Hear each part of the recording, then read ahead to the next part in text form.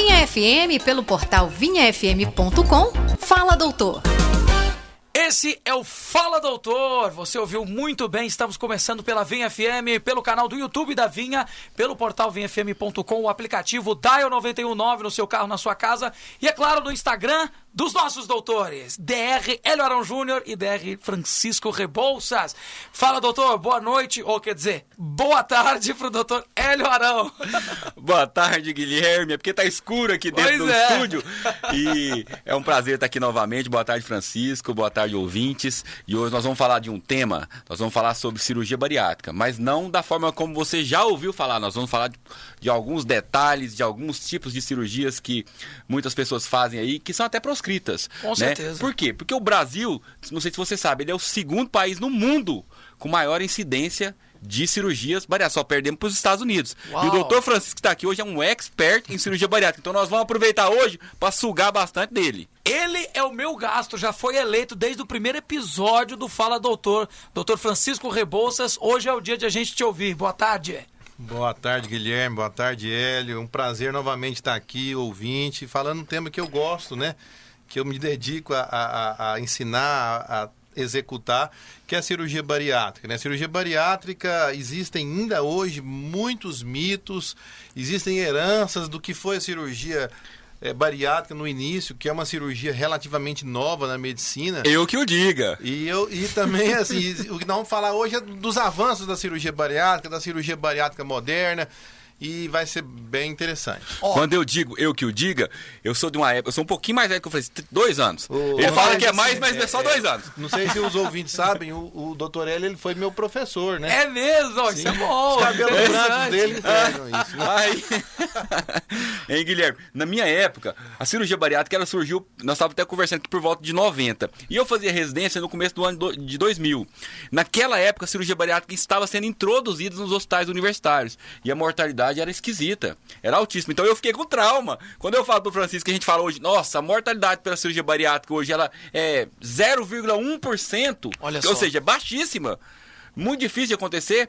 Mas naquela época era muito alta, porque ela estava sendo introduzida, a técnica foi muito modificada daquela época para hoje. Mudou-se muita coisa em tecnologia, em aprendizado, em curva. E o Francisco acompanhou toda essa evolução. Inclusive esse risco aí, 0,1%? É um pouco variável, 0,02, 0,001, porque como é uma incidência muito pequena, é difícil mensurar e muda de serviço para serviço e muda também do padrão é claro o tipo, que né, Francisco? O tipo de obesidade, Sim. né? Não dá para comparar. Por exemplo, tem um programa muito famoso que é aquele... Quilos mortais. Ixi, esse é estourado. Com certeza, um paciente super obeso daquele, ele não tem a mortalidade de um paciente que tem indicação obeso mórbido, ali com IMC de 41, 42. O risco para ele é maior, né? É maior. Agora, a pergunta de ouro é assim, o que tem mais risco de morte? Permanecer obeso ou operar na bariátrica? É o que o Francisco sempre fala, e eu concordo. Na medicina, a gente trabalha com risco-benefício. Em tudo que você vai fazer, olha, qual que é o risco disso? Qual que é o benefício? Então você tem que pesar na balança qual que é o maior risco. Hoje, o Francisco já cansa de falar aqui, hoje a obesidade, ela mata muito mais do que a cirurgia bariátrica. É ou não é, Francisco? Sem dúvida. Cada um estudo que eu gosto muito, que é um estudo inglês, com fez mais de 1 milhão de pessoas, que ele provou que a cada 5 pontos no IMC, o risco de doenças cardiovasculares, mortalidade por ela, aumenta 30%. Meu Deus. Então, assim, isso é um fato, Guilherme. Quem é obeso mórbido, quem tem o IMC acima de 40 ou de 35 com comorbidades, vive em média, 10 anos a menos. Nossa, ponto final. É igual coisa. aquela propaganda do cigarro, antigamente falava que fumar tem risco disso, fumar tem risco daquilo. Hoje já fala, ó, o cigarro causa envelhecimento, o cigarro causa câncer de pulmão. E a obesidade mata mais cedo e ponto final. Isso é indiscutível hoje na medicina. Quem é obeso vive menos. Todo mundo, o ouvinte, ele vai perceber. Pense os avózinhos que você conhece, os velhinhos que você conhece. Eu garanto que a maioria dos velhinhos que você conhece não são grandes obesos. Por quê? Porque eles, quando envelheceram, emagreceram? Não. Porque os obesos morreram mais cedo. Simples assim. Isso é um fato, né? É um fato. As pessoas, elas não entendem. Porque desde criança a gente já... Nossa, que menino bonitinho, gordinho. O gordinho, bonitinho... com o passar do tempo, a obesidade, ela causa inflamação no seu corpo todo. Nós já falamos isso em outros programas. E a obesidade, então, hoje, ele é uma doença. Não ele é gordinho, não. Ele é doente. Ele tem uma doença que é a obesidade. Aí ele está com um pouquinho está um pouquinho acima do peso. Não, ele tem uma doença que é uma obesidade. A gente tem que tratar isso como doença. Isso ela tem uma fundamental. classificação na classificação internacional de doença. Ela tem um CID próprio dela, né, Francisco? Isso, CID é 66. Se for lá, obesidade é uma doença. Encarar como doença, Guilherme, é fundamental para as pessoas entender. Às vezes, muitas pessoas que vão procurar, olha, eu sou gordinho, mas eu não tenho problema de saúde nenhum. Mas eu sempre falo, uma hora a conta vai chegar. Cedo ou tarde, as articulações vão cobrar o preço, as artérias vão cobrar um preço. Tudo vai piorando. Tudo vai piorando. Até a vida sexual, a autoestima, a parte mental, psicológica, tudo vai cobrar. Vai chegar um momento que essa conta vai chegar. Então, isso é um fato. Não tem dúvida em relação a isso. Até para o ouvinte que está acompanhando e dizendo assim, não, mas esse programa não é para mim. Eu não sou esse obeso que eles estão dizendo. Vamos lá. Tem ouvintes que vou colocar aqui alguns homens. Ele tem uma barriguinha grande, só que a calça dele, ele usa o tamanho de magro. Então, é aquela gordura, a gente chama até de barriguinha de chope. Como calcular o IMC para a pessoa saber se ela se enquadra nessa obesidade e quais são essas regras para definir? Você é passível de doença da obesidade. Você precisa tratar. Perfeito. Assim, Guilherme, o IMC, ele é o método mais utilizado no mundo inteiro, né, para avaliar.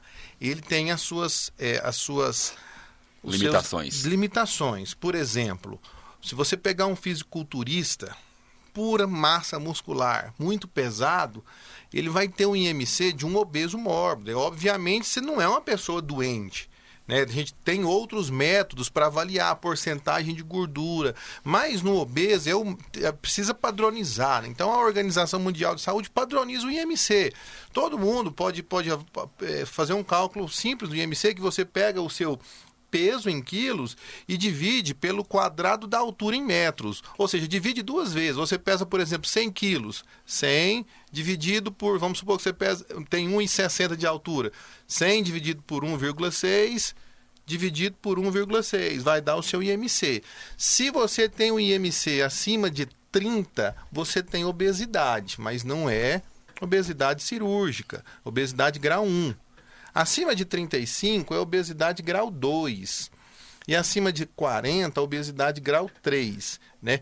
Quem tem indicação de cirurgia bariátrica? Quem tem obesidade grau 2 com doenças relacionadas à obesidade. E aí entra uma série de doenças. Pressão alta, diabetes, problema de articulação, apneia do sono, doença do refluxo, uma dezena de muitas doenças. Ou aquela pessoa que tem um IMC acima de 40, essa tem indicação de fazer bariátrica. Eu até calculei o meu IMC aqui, ó, tá na câmera para quem quiser ver, deu 31,22. Então, eu tô... Grau 1. Grau 1, né? Pode melhorar. Posso chegar uns 10 quilinhos, eu fico zero. Exatamente. E é interessante que esse estudo mostrou até quem é pouco obeso, ele tem uma mortalidade menor, né? Eu tô falando assim, eu sou uma pessoa alta, mas eu tô no sobrepeso. Meu IMC, eu também sou como qualquer normal, também luto contra o peso. E eu vou falar um pouquinho a respeito disso, que é muito interessante do peso. Ou o Hélio quer comentar alguma coisa aqui? Não. Me dá um chute. Mas o negócio aqui da altura é interessante. Tem gente que fala assim, não, eu não sou obeso, não, é que eu sou muito alto, né? Não, como eu sou muito baixo, aí eu tenho que vigiar muito, porque qualquer ganho de peso já vira problema. As pessoas, muitas vezes, Guilherme, assim, elas falam assim, vim para fazer a cirurgia, às vezes não tem indicação de cirurgia. Doutor, mas o que eu preciso fazer para operar? Você não precisa fazer nada para você operar. Sim. Então, se você, ouvinte, foi em algum profissional que falou que você tem que ganhar X quilos para você fazer cirurgia bariátrica, corre dele. É a mesma coisa que eu falasse para você, Guilherme, fica doente para eu poder te tratar. Assim, é muito simples de entender, pessoal. Assim, a bariátrica, a gente está falando só de indicação. A indicação é muito simples. Eu sempre falo, perder 2 quilos não é fácil para ninguém. Perder 5 é muito difícil. Perder 10 vai ficando potencialmente mais difícil. E parece que é potencial, aumenta muito a dificuldade. Então, chega um limite, por exemplo, quem tem IMC acima de 40... A falha do tratamento clínico, o que é tratamento clínico? Dieta, exercício, mudança ela é maior do que 98%. Então, você não conhece um obeso mórbido que emagreceu e ficou magro. O que você conhece é aquela pessoa que teve uma mudança tão abrupta no estilo de vida que, tipo assim, virou maratonista, virou um esportista de alto rendimento, que tem um gasto calórico muito elevado. Sim. Por quê? Porque é algo muito difícil. Então, assim, a mensagem que dá é cada vez mais difícil. Se você postergar perder seus 5 quilos, saiba, ouvinte, que perder 10 não vai ser 2 vezes mais difícil que perder 5. É potencial, vai ser muito mais difícil. Porque o nosso organismo tem uma defesa. Então a gente não tem esse limite até onde perder. Perder 2 é difícil, mas sabe, quanto maior a quantidade de peso que você precisa perder, o desafio vai ser muito maior. E as pessoas pensam assim, eu tô velho, não consigo perder mais. Aconteceu alguma coisa, doutor Hélio? Isso é não, isso aí na verdade é porque o metabolismo nosso, com o passar dos anos e com o envelhecimento, ele vai diminuindo. E quando o metabolismo diminui, a tendência normal é o ganho de peso. Não tem jeito. A sua tireoide ela vai diminuir o funcionamento, as outras glândulas vão diminuir o funcionamento. E é natural. Isso é igual criar cabelo branco. Nós vamos envelhecendo, nosso corpo envelhece. E o metabolismo desacelera e aí cada vez mais que é difícil de perder peso. Por isso, a gente tem que vigiar enquanto é tempo. Preparar para envelhecer saudável. Não é que nós vamos fazer uma terapia anti-envelhecimento, mas nós vamos semear agora para colher na frente. E uma coisa interessante. Quem faz atividade hoje, quem come bem hoje, quem reeduca, acaba melhorando. Isso é, inclusive, eu estava pensando aqui, a cirurgia bariátrica, em algumas situações, ela acaba sendo uma reeducação alimentar. Por exemplo, quando a pessoa faz um sleeve lá, que o Francisco vai falar daqui a pouco, né? A pessoa, ela acaba tendo que fazer Por quê? Se ela come carboidrato rapidamente, ela vai ter um transtorno, ela vai ter um dumping, vai ter um problema. Então, acaba que ela vai aprender. Então, a cirurgia bariátrica acaba sendo uma reeducação também, né, Francisco? Exatamente. É importante, Guilherme, assim, a gente ter a informação, ela tem um valor enorme para a sociedade, né? Por isso que eu gosto de estar aqui, por isso que eu trabalho com ensino. A informação ela tem um peso muito grande. E quando se fala de obeso, existe um preconceito muito grande. Eu falei dessa falha do tratamento clínico e o Hélio viveu mais do que eu, um preconceito. Eu não estou falando um preconceito da pessoa não fora da área da saúde. Eu estou falando do preconceito dentro da medicina, eu estou falando do preconceito dentro dos cirurgiões. Eu peguei muito esse preconceito de falar vários chefes, pessoas excepcionais, cirurgiões assim de altíssimo gabarito, mas que eram frontalmente contra a cirurgia bariátrica, porque o entendimento deles, e muitos deles ainda têm, falam assim, não se pode tratar com a mutilação um problema de cabeça. Entendeu? Assim, porque é algo esse preconceito, os cirurgiões bariátricos pioneiros, que nós devemos muito para eles, aqui em Goiânia tem uma meia dúzia de pioneiros que ainda estão trabalhando e trabalhando muito bem, eles abriram um caminho, quebrando até essas barreiras de preconceito em relação a isso. Que era um tabu grande mesmo. Era um tabu grande, mas assim, o raciocínio, igual eu falei, assim, se 98% falha, eu condenar milhões de pessoas no Brasil e no mundo a ficar fadada sem terapia, não é correto, sabe, Guilherme? A gente, no aparelho digestivo, eu não sou cirurgião bariátrico apenas, né? Sou cirurgião do aparelho digestivo. Cirurgia bariátrica, porque o ouvinte não sabe, não é uma especialidade cirúrgica. É uma área de atuação na cirurgia do aparelho digestivo. Então eu opero câncer, gosto de operar câncer. E a gente faz algumas cirurgias muito grandes para câncer, que tem um índice de sucesso, por exemplo, uma cirurgia de Whipple, uma sobrevida em 30 anos, ou em 5 anos, de 30%. Uma cirurgia enorme, um gasto, assim, um investimento muito grande para salvar vidas. Sim. Em 30%, você em 3 anos, só 30 por 5 anos, só 30% vão estar vivos. E você tratar um obeso, por mais que seja complexo e multifatorial, aumentar a sobrevida dele, por mais que não seja um mar de rosa, é lícito, é importante. Não Agora, pode ter esse preconceito. O que o Francisco está falando é tão importante porque existe um trabalho que levantou a satisfação, o índice de satisfação da pessoa que realizou a bariátrica. Sim. Sabe qual que é o índice de satisfação? Eu vou falar uma coisa. 90%. É alto. É 90%, uai.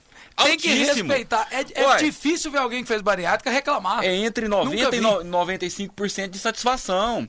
Ou seja, Se você opera 100 pessoas, 90, ninguém consegue um índice de satisfação tão alto. Sim. Por quê? Porque as pessoas realmente, depois que ela emagrece, que ela muda a qualidade de vida dela, que ela percebe que aquilo que ela estava tendo realmente era uma doença grave. Que ela carregava uma outra pessoa nas costas. Muitos carregam. E tem ali os pontos, né? Dorme melhor, disposição, alimentação. Qualidade de sono, qualidade de sexo, disposição, autoestima, e tudo isso influencia. Se tiver algum paciente meu ouvindo, ele vai poder confirmar isso. Eu sempre falo nas primeiras consultas, olha, bariátrica não é um mar de rosa. Existem os contras, né? A limitação, é uma mudança permanente no estilo de vida. Chegou no momento que tem que ser radical. Então não é igual uma cirurgia de vesícula que você pede um pré-operatório simples, marca um dia e opera. Tem todo um preparo psicológico, é uma mudança, você vai consultar com um psicólogo, nutricionista, fisioterapeuta, várias especialidades médicas, porque a vida dessa pessoa nunca mais vai ser a mesma. Não é igual fazer uma cirurgia plástica que ela vai, que praticamente as mesmas coisas que ela fazia antes, ela vai fazer depois. Não vai ser a mesma. Todavia, é um custo, né? Isso a pessoa tem que entender. Se ela entende isso, os benefícios são enormes. Maravilha, eu vou para um rápido intervalo. Na volta a gente vai falar os tipos de cirurgias bariátricas, as técnicas. E eu tenho algumas perguntas que eu anotei. Hoje eu quero aprender aqui com o Dr. Francisco. Ah, meu amigo, agora nós vamos ver. O Dr. Francisco Rebozo vai deitar. Vai perguntar, hein? Então não sai daí, é rápido. Fala, doutor, já volta. Na Vinha FM, pelo portal vinhafm.com, fala, doutor. De volta com Fala Doutor, segundo bloco, estamos falando de cirurgia bariátrica. Você que sempre acompanha esse quadro, quinta, 5 da tarde, nosso convite é para que você participe, hein? Você vai entrar no Instagram dos nossos doutores, eles que são os seus médicos, Dr. Hélio Arão Júnior, lá no Instagram, e também Dr. Francisco Rebouças. São 2 Instagrams, @Dr. Arão Júnior, Hélio Arão Júnior, o Hélio começa só com H, não é H, né? Então, @Dr. Hélio Arão Júnior e @Dr. Francisco Rebouças. Doutor Francisco, hoje o programa vai virar para você a metralhadora de perguntas, né? Doutor Hélio, inclusive, é quem vai iniciar a fila. Eu fui colar aqui, ele já virou o celular. Não, ué, que é isso? Não deixou nenhuma prévia, né? Fazer uma surpresinha, vamos lá. Não, mas antes da gente começar as perguntas, Francisco, hoje nós temos cirurgias bariátricas que são aprovadas pelo Conselho Federal de Medicina, que existem várias, mas tem 2 que são mais comuns, que é o bypass e o sleeve. Isso. E existem algumas cirurgias que não é que elas são proibidas de serem feitas, mas elas não são aprovadas pelo Conselho Regional de Medicina. Explica o que é isso, como é que funciona. Assim, primeiro, existem várias cirurgias aprovadas. As mais feitas no mundo são 2, que é o bypass gástrico, que começou com aquela cirurgia chamada FOB Capella, quando era feito aberto e colocou um anel. Né, um colombiano e um americano que propuseram. A cirurgia bariátrica moderna começou ali. E hoje no Brasil... E o sleeve é uma cirurgia recente que surgiu em 2002 e é a cirurgia que mais cresce no mundo. O que o sleeve faz? Ou gastrectomia vertical? É a mais simples. Ela é tecnicamente mais simples. As complicações dela intraoperatórias são semelhantes e... É a cirurgia que mais cresce. No Brasil, o sleeve é em torno de 25%, Hélio, e o bypass 70%, 5% mais, aproximadamente são as outras. Nos Estados Unidos, para você ter uma ideia, o sleeve já é mais da metade, já passou a metade das cirurgias. Alguns países da Europa, bem diversificados, em alguns países da Europa chega a mais de 90% o sleeve, ou seja, é uma cirurgia que cresce muito. Essas são as 2. Não existe entre essas 2, não existe qual que é melhor, uma ou outra. Não existe. O que existe são indicações mais precisas para uma do que para outra, dependendo se a pessoa tem algum tipo de doença e dependendo do perfil da pessoa. Sim. Assim, simplificadamente falando, se a pessoa tem diabetes, ela tem que fazer, é preferível que ela faça o bypass gástrico. Se é um paciente jovem, se é um paciente que não tem refluxo ou que tem algum problema de estômago, que tem que vigiar o estômago dele por endoscopia, e o sleeve é mais indicado. Só para dizer, então... Essas são as permitidas, São né? as permitidas e realmente as que estão em atuação. Isso. Corta-se o estômago, deixa uma parte do estômago... A cirurgia, o bypass gástrico, você deixa um pequeno estômago em torno de 30 ml e faz um desvio no intestino. Daí vem o nome bypass. Só que é um desvio proximal. É uma cirurgia mista. Sim. O que significa isso? Ela tem um componente restritivo, porque diminui o estômago, e um componente desabsortivo, que faz um desvio. Ela é uma cirurgia mista, predominantemente restritiva. O sleeve é uma cirurgia puramente restritiva, só faz uma restrição da quantidade do estômago, do tamanho do estômago. Hoje, o sleeve é considerado uma cirurgia metabólica, porque ela também atua na parte hormonal, da grelina. Então, Grelina é aquele hormônio da satisfação. Pra quem não sabe, o fundo gástrico ali é a região que é removida e ali é o lugar que produz a grelina. E a grelina é um hormônio que ela faz a pessoa ter saciedade. Então, quando você tira ali, aí diminui a saciedade. Então acaba que regula um pouco o apetite, né? E o sleeve tem uma vantagem também de a pessoa, ela vai suplementar, pelo menos é o que eu entendo, você vai explicar melhor, a pessoa não vai precisar de tomar vitamina a vida inteira. Exatamente. Geralmente ela toma 2 anos, aí ela vai parar de tomar vitaminas porque ainda consegue. Se tiver um bom hábito alimentar, como ela preserva o estômago, parte do antro e o começo do intestino, onde absorve ali algumas vitaminas, ela não, a maioria das vezes não precisa ficar fazendo suplementação vitamínica.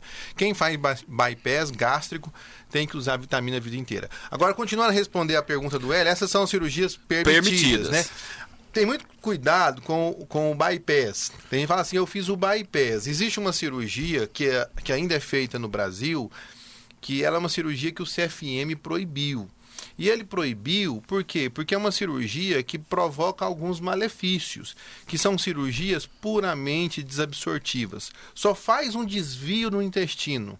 É uma cirurgia tecnicamente muito simples. Ela é uma cirurgia que não vai ter complicação nenhuma no perioperatório, que a gente fala, porque é só uma emenda intestinal simples. Perioperatória durante a cirurgia. Nos primeiros dias ali. Então, é uma cirurgia muito simples, só que ela é o sonho do gordinho, essa cirurgia. O que é a propaganda dessa cirurgia? Eu te opero hoje por uma incisão lá embaixo, às vezes eu associo uma abdominoplastia, e daqui 15 dias estamos nós dois numa churrascaria comendo à vontade. Pode comer o que quiser. E emagrecendo. Você tá doido. É o sonho do gordinho, né? Então seria um ideal, né? O estômago fica do mesmo tamanho. Fica do mesmo tamanho e pega o intestino proximal e joga ele lá no final do intestino e deixa um pequeno anel limitando a passagem para o outro intestino. Ou seja, fica uma parte do intestino grande subutilizada. Qual que é o grande problema? Essa cirurgia chama bypass jejum ileal. Porque a outra também chama bypass. Tem que tomar cuidado com isso. É igual. Em Goiânia, eu já peguei vários pacientes com graves, porque eu trabalho em grandes instituições públicas também. E eu já peguei vários pacientes com complicações dessas cirurgias. E são cirurgias que, apesar de proibida, tem algumas pessoas que assumem o risco e faz. E às vezes o paciente ele não tem essa informação e acaba entrando nessa. Qual que é o problema desse bypass jejum ileal? O problema dele é porque ele não é uma cirurgia, primeiramente, ela não é padronizável. Ela não tem aquela resposta conhecida. Então, alguns perdem muito, outros perdem pouco, outros não perdem nada. Não tem aquele resultado padrão das outras. Isso, outros perdem demais e fica desnutrido. E a história do câncer? Esse é o menor problema dela. O maior problema dela é que, assim, muitos desses pacientes não se sabe exatamente por quê. Por que não se sabe exatamente por quê? Porque como ela é proibida, ela não é estudada. Quem faz não publica, quem faz não gera estudo. Mas mais ou menos 1/3 desses pacientes fazem cirrose. Eles vão desenvolver cirrose ao longo do tempo. E muitas infecções à distância ao longo do tempo. Provavelmente, aquele intestino que ficou com um trânsito ali mais desnutrido, ele perde o mecanismo que a gente chama de barreira intestinal. E as bactérias de dentro do intestino entram na corrente sanguínea que vai para o fígado, e isso ao longo do tempo pode dar cirrose. Não são todos, mas alguns evoluem com cirrose. Então é uma cirurgia que ela é proibida. Sim. Mas tem gente que faz, isso é importante a pessoa fazer, saber disso, que é uma cirurgia que não pode ser feita, né? Só para esclarecer, qual o tamanho do estômago de um obeso? Quantos litros o estômago de um obeso tem? Essa é uma boa pergunta, Guilherme. Eu tomava, vou falar um negócio aqui, eu já tomei uma garrafinha de 500 ml de uma vez só. Então eu acho que o estômago de alguém que tem um estômago gigante vai aí de pelo menos uns 2 litros, meu chute. Se eu te falar que o tamanho do estômago pouco importa, você acreditaria? Você tá brincando? Não, o tamanho do estômago, as pessoas têm essa... Você sabe qual que é um dos maiores... Qual população mundial tem um dos maiores estômagos? Qual? Os asiáticos. Por incrível que pareça. Mas eles são magros, né? São magros. Os únicos asiáticos gordos que eu conheço são os lutadores de sumô. A anatomia do asiático, normalmente ele tem um estômago muito maior que o estômago do americano. Que coisa. A gente vê muito isso no câncer gástrico. O estômago do americano, que é uma população obesa, ele é menor do que o estômago de um asiático. Então não quer dizer muito o tamanho do estômago. O tamanho do estômago, ele varia em torno de 2 litros, o estômago cheio. Só que o estômago é um músculo, ele não fica ali vazio, né? Então ele pode estender, ele pode ficar murcho, né? Então, mas o tamanho do estômago, por incrível que pareça, não é o fator importante na obesidade. Perfeito. Agora, Francisco, o obeso, por uma questão hormonal, principalmente a obesa, ele tem uma dificuldade maior de engravidar. Isso é normal por uma questão hormonal. Uma vez que a mulher fez uma cirurgia bariátrica, isso me perguntaram no consultório. Como é que é para ela engravidar depois? Ela vai ter uma facilidade, mas ela pode engravidar? Pode, sem dúvida. A gente orienta que essa gestante só engravida depois de 1 ano, pelas transformações recentes que isso ocorre. Mas, frequentemente, pessoas jovens não têm esse cuidado e engravidam antes, não tem muito problema. O cuidado que tem que ter é atenção redobrada na reposição das vitaminas, né? Porque ela vai precisar muito por causa da gestação. Pode ser, eu só fazer essa pergunta porque se é difícil engravidar por causa dos hormônios, como o doutor Hélio falou, quando a mulher está obesa, é um risco também engravidar. Mesmo, porque às vezes ela pensa não, assim, aí é um risco altíssimo. A obesidade é um risco. Porque a obesidade por si só já é um risco. Porque ela já entra no grupo das gestantes de alto risco, quando ela consegue engravidar. Porque o que ela pode ter no meio? Diabetes gestacional, hipertensão, eclâmpsia. Então, assim, aí são doenças graves que vêm junto com a gravidez. Então, quem está acima do peso, primeiro deve tratar o peso antes de pensar numa gravidez. Não é o que acontece muitas vezes. A gestação no obeso mórbido é uma gestação de alto risco. Que coisa. Uma outra coisa que as pessoas perguntam, é preciso fazer uma dieta de restrição antes de operar? Isso aí é bom. Emagrecer para operar para emagrecer? Porque a gente escuta, doutor, o doutor meu falou que eu tenho que perder 10 quilos para eu emagrecer, para eu operar. Eu gosto muito dessa conduta, sabe? Isso não é uma conduta padronizada, mas assim, vamos entender. Mas não faz sentido eu emagrecer para operar. Quem vai fazer cirurgia bariátrica, ela vai ter uma restrição alimentar para o resto da vida. Correto? Correto. Então, se a pessoa não consegue perder ali, isso é variável, 5 a 10% do peso no pré-operatório, ela está dando sinal de que ela não consegue fazer restrição alimentar. Então, ela está dando um sinal que ela é um possível falhador de doença. Isso não é obrigatório, varia de protocolo para protocolo. Tem alguns que não exigem nada, tem alguns, por exemplo, no Hospital das Clínicas, a nutrição lá, ela segue um protocolo em torno de 7%, acompanha, e isso é fundamental. Não só por isso. Por quê? O obeso que perde peso, isso é talvez o fator mais importante, ele diminui o risco cirúrgico. Então, se tinha um risco um pouco maior, se ele perder peso, ele teve que fazer mais atividade física, ele vai perder peso nas vias aéreas, então vai ter menos apneia, vai ter menos chance de precisar ficar mais tempo entubado. Então, assim, o perder peso serve basicamente para essas duas coisas. Para mostrar quem que é o paciente que tem melhor condição cirúrgica e para diminuir o risco da cirurgia. Você falou que o obeso, sabidamente, ele tem mais refluxo. Sim. É porque a pressão intraabdominal aumenta e aí a pessoa ela realmente vai ter mais refluxo. Se eu faço uma cirurgia bariátrica, eu tenho refluxo, estou obeso e tenho refluxo. Porque muita gente deve ter refluxo aí e vai operar a obesidade. Existe alguma cirurgia que você tem que... Se a pessoa já tem o refluxo, tem alguma cirurgia? Porque quando nós vamos fazer a válvula anti-refluxo, nós usamos o estômago. Isso. Uma vez que eu vou tirar o estômago, uma parte dele, como é que fica essa questão do refluxo? Você vai contar com a sorte da pessoa perder o peso ou existe um tratamento que deve ser feito antes disso? Como é que é isso, doutor? Quem tem doença do refluxo, tem indicação de fazer cirurgia bariátrica, tem que fazer o bypass gástrico. Por quê? Porque o bypass gástrico, o antro, que é onde produz o ácido, ele vai ficar excluso. Então, não vai refluir ácido para o esôfago. Então, acabou o bypass gástrico, trata a doença do refluxo. Quem tem doença do refluxo grave não pode fazer o sleeve, porque vai piorar o refluxo. E é interessante que o CFM mudou agora. Por exemplo, tinha um tipo de paciente, aqueles pacientes que precisavam fazer cirurgia de refluxo, porque tinha um refluxo importante, um refluxo grave, com indicação cirúrgica. Mas a falha da cirurgia em quem é obeso é muito grande. Sim. Então, aquele paciente que tinha um IMC de 35, que tem uma falha da cirurgia do refluxo muito grande, mas não tinha outras comorbidades, ele não fazia cirurgia bariátrica e não podia fazer a cirurgia de refluxo. Ele era fadado a ficar sem tratamento cirúrgico do refluxo, porque a falha era muito grande, os cirurgiões não iam operar ele. Nessa última atualização do CFM, que aumentou o rol de comorbidades, a cirurgia do refluxo com indicação cirúrgica entrou. Então, se a pessoa tem cirurgia de refluxo com indicação cirúrgica e um IMC acima de 35, ela já tem indicação de bariátrica. O que melhora, né? Porque com certeza a quantidade de pessoas que engordou só para operar por causa disso é grande. Gigante. Pessoas já falam, eu vou engordar mais, então aí eu me enquadro no IMC para operar. Nunca faça isso. Fique doente para você ser tratado. É interessante, porque quando a pessoa está obesa, em algumas situações, vou operar uma hérnia, espera um pouquinho, eu vou falar, olha, se você... Vamos perder um pouquinho de peso, porque diminui a pressão intraabdominal, ajuda na cirurgia e tudo isso melhora. Agora você fala, vou ganhar peso para poder operar, aí é fora loucura, do... né? Não é um negócio racional. E às vezes a pessoa não encontra quem...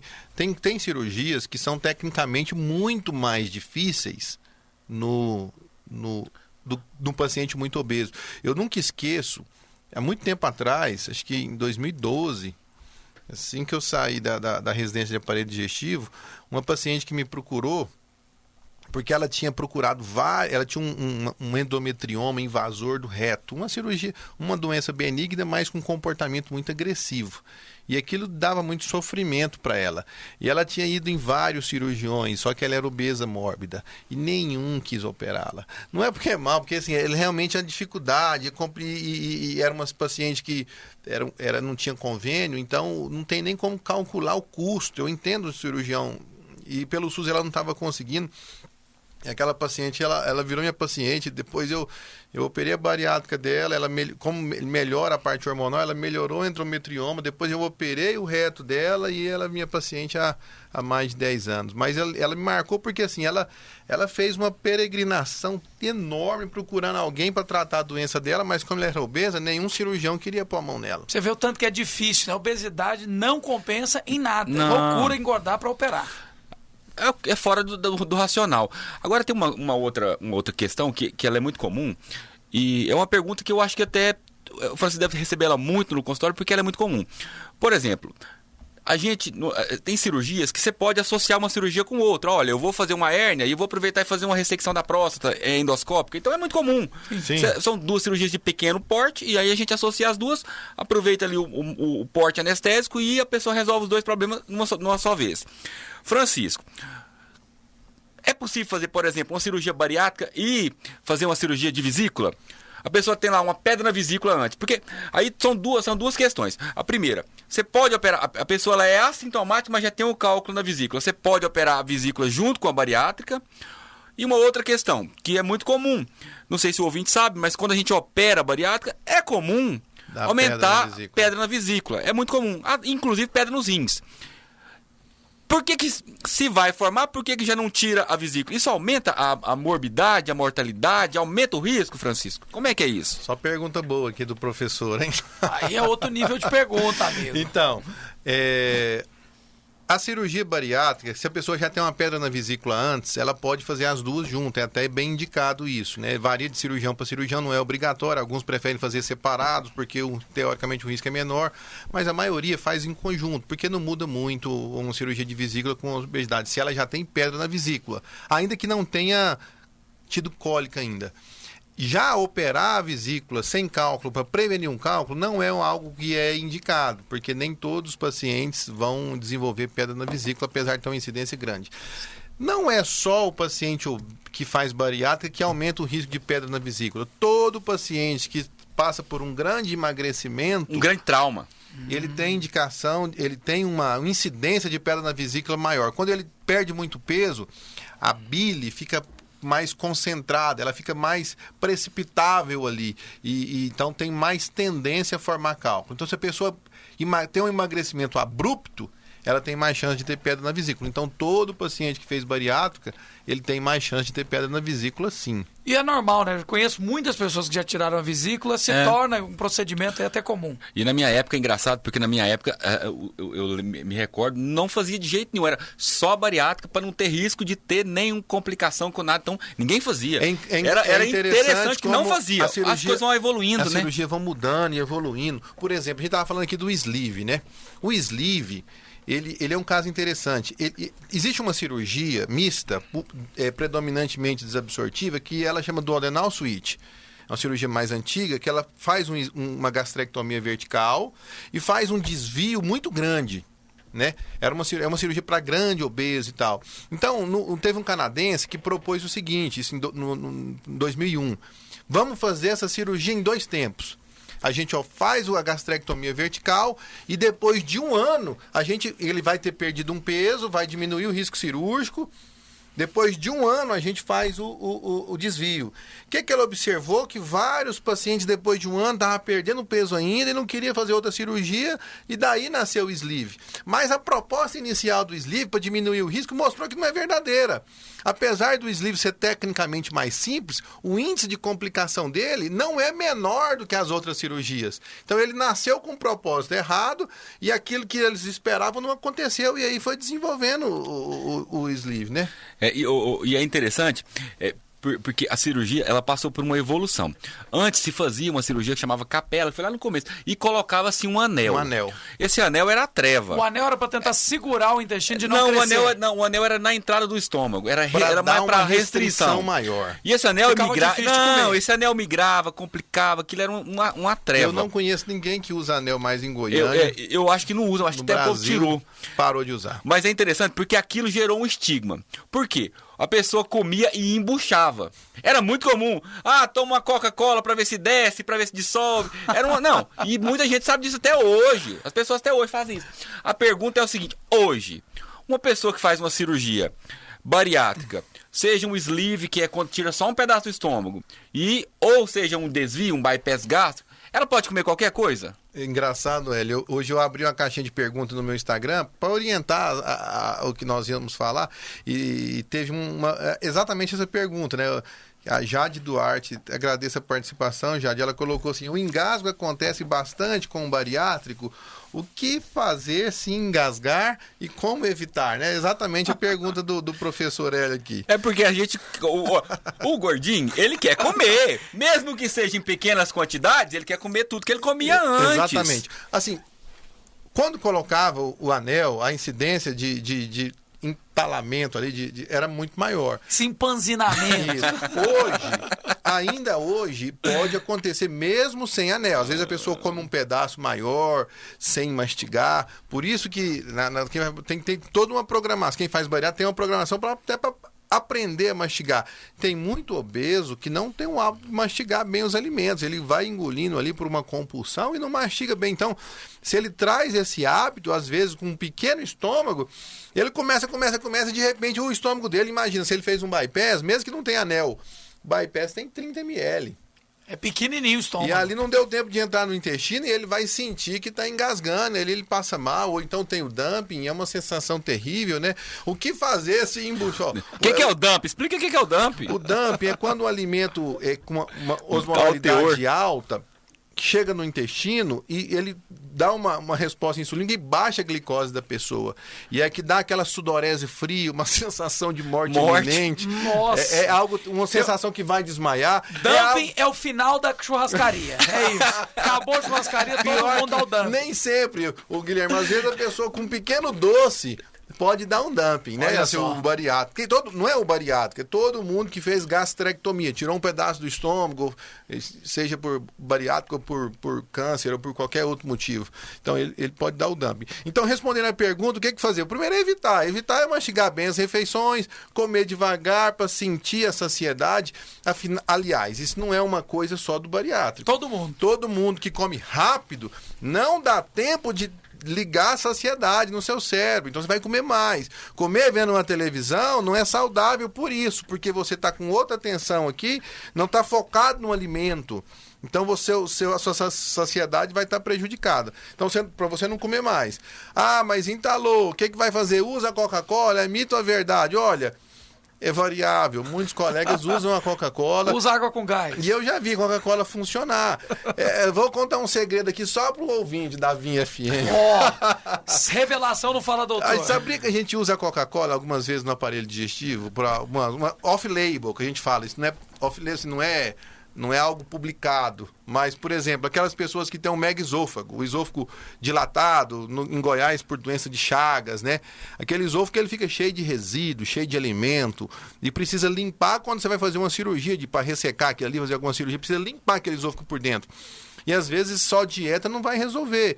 Então a gente costuma, desde a minha formação, e eu vejo na prática, aqueles que não usam, que uma Coca-Cola, um 600 ml no dia anterior, ou um pouquinho mais, limpa aquele esôfago, que é impressionante. Olha Outra só. coisa que eu vejo muito Arranca tudo. Desentope até pia, não vai Não, limpar. eu vou falar mais uma aqui. Doutor, o encanamento tá zero. Coca zero funciona. O balão gástrico, né? Assim, eu coloco muito pouco balão hoje em dia, porque eu falo, explica a realidade, mas algumas pessoas que colocam o balão gástrico, quando vai retirar o balão, a gente orienta a tomar Coca-Cola, porque o balão, com o tempo, ele faz um biofilme em volta de comida, de fungo, de uma capa ali de sujeira. E isso atrapalha a retirada, né? E se a pessoa usa a Coca-Cola, aquilo fica brilhando igual uma bola de cristal. Se ela não usa... Rapaz, você tá isso Tá não vendo, é Gessé? mito. Você pode usar Olha, pra você eu tô poder limpar dizendo, seu estômago. Eu não prescrevi, isso é off-label, mas acontece. Então, assim, você vê que a Coca-Cola não é algo... De todo ruim.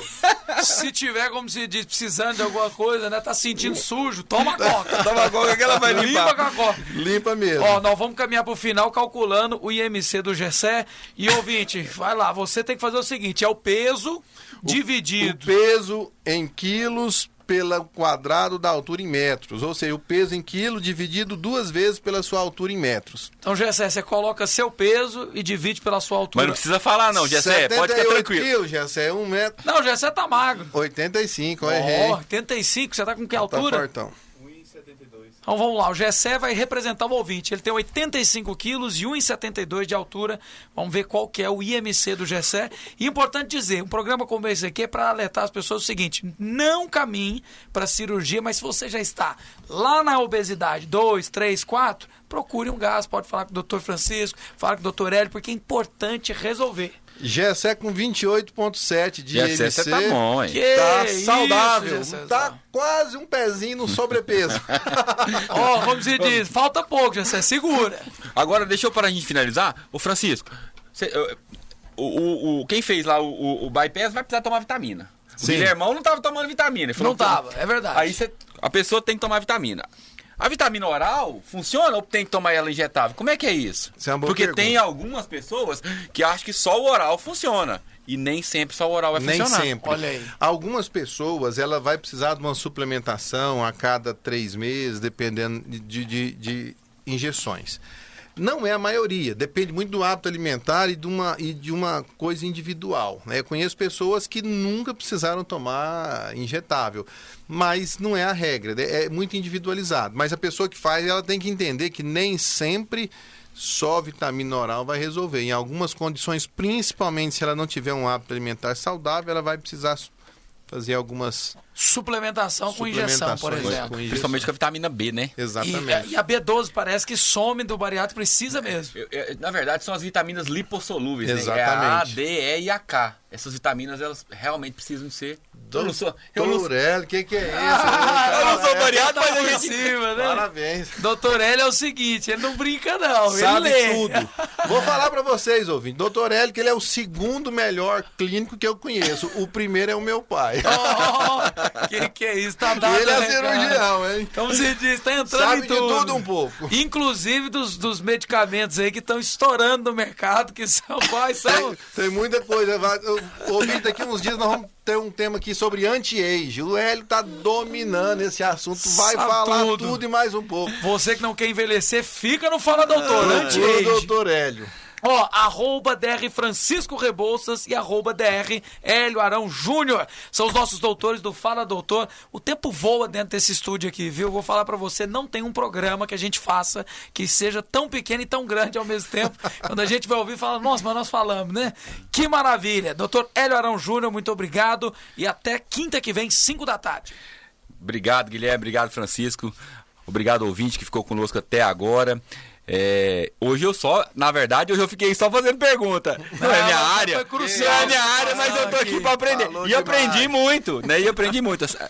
Porque o bom mesmo é estar sempre aprendendo, né? Claro. O sábio é aquele que sempre tem ouvido para aprender. E eu sou um curioso em tudo, eu gosto. O Francisco tá brincando aqui, mas eu realmente gosto de estudar tudo. Não, tô brincando, não, é verdade. Ele porque, estuda tudo mesmo. Eu gosto de ler, então, assim, se tem uma coisa que eu gosto é de ler.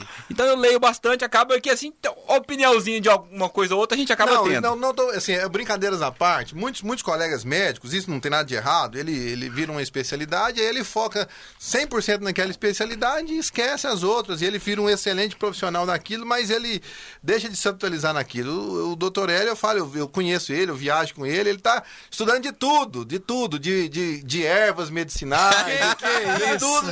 Não, eu sou curioso. Na verdade, eu sou curioso. Agora isso que ele tá falando sobre anti-age, eu tô estudando, não é porque eu gosto de fazer isso não, mas é porque eu até pra mim poder orientar uma pessoa, eu preciso saber. Como é que eu vou orientar alguém sem saber aquilo? E eu tô correndo atrás. Não, e doutor Francisco arrebenta também. E é o seguinte, é por isso que vocês dois são a dupla do Fala Doutor. Não tenha dúvidas disso. Doutor Francisco Rebouças, obrigado pelo show de hoje aqui. Muita informação. Importante dizer, se alguém tiver dúvida, fale com um profissional, né, doutor Francisco? Com certeza. Muito obrigado, Guilherme, Hélio, ouvinte, foi um prazer estar aqui, compartilhar um pouquinho da nossa área de atuação. Dizer para você que tem obesidade, que tem solução, né? A cirurgia bariátrica, ela avançou muito, ela é uma cirurgia muito segura hoje em dia, graças a Deus, cirurgia com baixíssimo risco, tem as indicações precisas, quem é obeso é doente, e quem não tem indicação de cirurgia, procure outras formas, nunca espere chegar na bariátrica, isso é fundamental. Não espere chegar para procurar um tratamento. Você pode evitar isso de várias outras formas, cada vez mais difícil. Espero que eu tenha deixado de maneira clara, de maneira descomplicada para você. Esse é o nosso propósito. E mais uma informação, né? Esse tema, claro que no meu Instagram é um tema que tem mais perguntas, porque essa é a minha área de atuação, mas todos os temas que nós trazemos aqui no Fala Doutor é o ouvinte que tem trazido, né? O nosso propósito aqui não é falar de cirurgia do aparelho digestivo e de urologia, mas nós vamos falar de todas as áreas da saúde de uma maneira descomplicada. Você que tem um tema de interesse, pergunte, mande no Instagram do Hélio, no meu Instagram, no Instagram da Vinha, para que a gente possa trazer um material de qualidade para você, sempre da mesma forma, um conteúdo de qualidade, de uma forma descomplicada. E toda quinta-feira, o meu Instagram e o do Francisco, nós temos uma caixinha de perguntas. E aí você pode perguntar o que você quiser lá. Então, qualquer que seja a sua dúvida, o meu e o dele, toda quinta-feira nós abrimos uma caixa de perguntas para o ouvinte. Então, você vai lá, manda sua pergunta sobre qualquer coisa que você tiver dúvida aí, pode mandar que nós estamos aí para responder. É algo que nós temos o prazer de fazer, Guilherme, assim, é esse feedback, algumas pessoas perguntando, falando que ouviu na rádio. Isso aí não tem dúvida. Isso é um prazer enorme poder instruir de alguma forma. Isso aí os ouvintes, inclusive, testificam participando aqui do programa. É com certeza um prazer para os doutores, porque é uma alegria vê-los aqui dividirem tanto conhecimento.